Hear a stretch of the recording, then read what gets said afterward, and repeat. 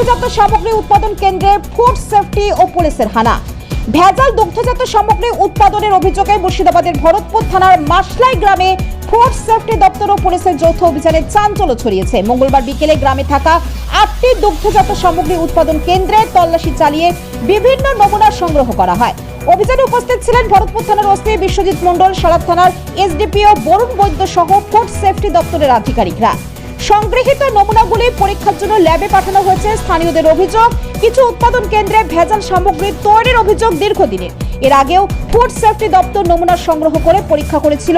এদিনের অভিযানের পর গ্রামবাসীরা দোষীদের বিরুদ্ধে কড়া পদক্ষেপের দাবি জানিয়েছেন। ফুড সেফটি দপ্তরের এক আধিকারিক জানান, 8টি উৎপাদন কেন্দ্র থেকে নমুনা সংগ্রহ করা হয়েছে। পরীক্ষার রিপোর্ট পাওয়ার পর প্রয়োজনীয় ব্যবস্থা নেওয়া হবে। আপনি বলছিলেন যে দুধের দাম পাচ্ছে না, কেন পাচ্ছেন না?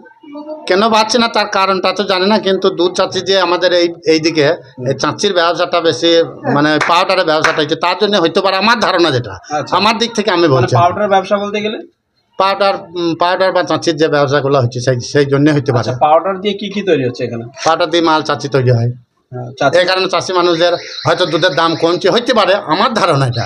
আচ্ছা, তো আজকে যে এতগুলো পুলিশ গাড়ি এসছে এবং ফুড সাপ্লাই দপ্তরের লোক এসছে, কি কারণে? এগুলো সঠিক চাঁচি বিক্রি হচ্ছে কিনা সেগুলো চেক করার জন্য আসছে হয়তো। আচ্ছা, আপনাদের গ্রামে চেকিং করার জন্য। আচ্ছা, আপনাদের গ্রামে এখানে প্রায় কতজন মানে এই চাঁচির ব্যবসার উপর নির্ভরশীল? কতজন এগুলো তো সব আমি জানি না, তবে করে অনেকজন, হয়তো 8-10 জন হবে। আচ্ছা, এখান থেকে কি বাইরেও মাল যায়? সেটা তো বলতো না, কান্দি যাই বলে এটাই জানি। কান্দিতে নিয়ে যাই। আচ্ছা, আর আপনার নাম? আমার নাম হরিময় পাল, বাড়ি মাসলা। এই যে চাঁচিগুলো কিভাবে তৈরি করা হতো? আগে চাঁচিগুলো আমাদের সবারই বাড়িতে গরু থাকতো, মোষ থাকতো, সেই বাড়িতে গরু বাছুগুলো দহন হতো।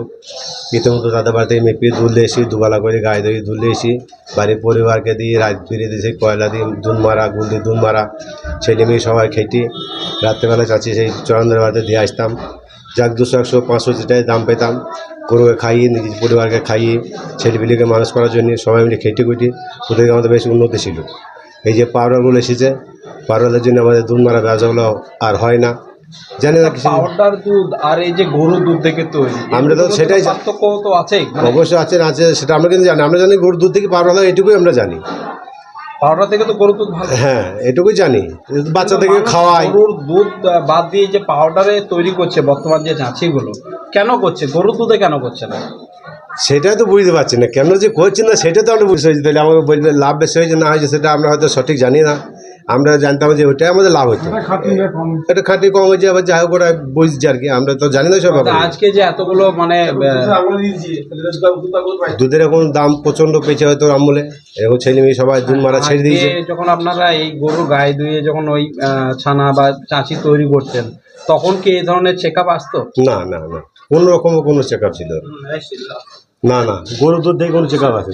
কিন্তু এখন বর্তমানে এগুলো হ্যাঁ, এখন বর্তমানে প্রচন্ড চেক আপ টেক আপ করছে। এটা এসে কি দেখছে দাদা? কি দেখছে তাই বা কি করে বলবো, আমি তো জানি না। সেখানে আজ পুলিশ এসে এটা দেখলাম। আপনার নাম? গোপন দে, বাড়ি মাছ ভালি করা।